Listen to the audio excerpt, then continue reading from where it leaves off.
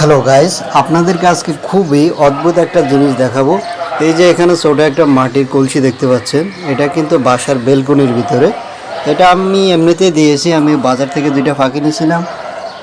ওই পাখি দুইটা মারা যাওয়ার পরে এই কলসিটা পড়েছিল, পরে আমি কি করছি, এই কলসিটা এখানে দিয়ে রাখছি।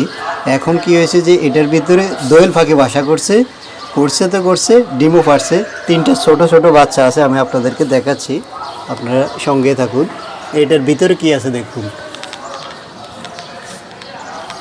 এটার ভিতরে আমি দেখাবো, ভিতরে দেখা যাচ্ছে কি না বুঝতে পারছি না।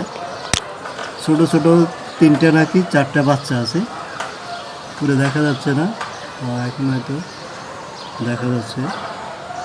দেখুন, এটা হলো এটার ভিতরে অবস্থা। তো দোয়েল পাখিগুলো এখানে বাসা করছে, এরপরে এটার ভিতরে ডিম পারছে। বিষয়টা খুবই চমৎকার লাগলো। ওই যে পাখিগুলো এখন বাইরে আছে, ওই যে একটা বসে আছে এখানে, এই যে একটা দোয়েল পাখি এখানে বসে আছে,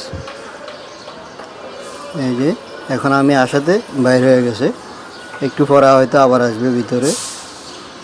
তো বিষয়টা খুবই ভালো লাগলো যে বাসাটা এখানে পড়েছিল, আমি ভাবছি যে এটা এখানে দিয়ে দেখি পাখি আসে কিনা। এখন দেখি পাখি আসছে, তারা বাসাও করছে, ডিমও পারছে।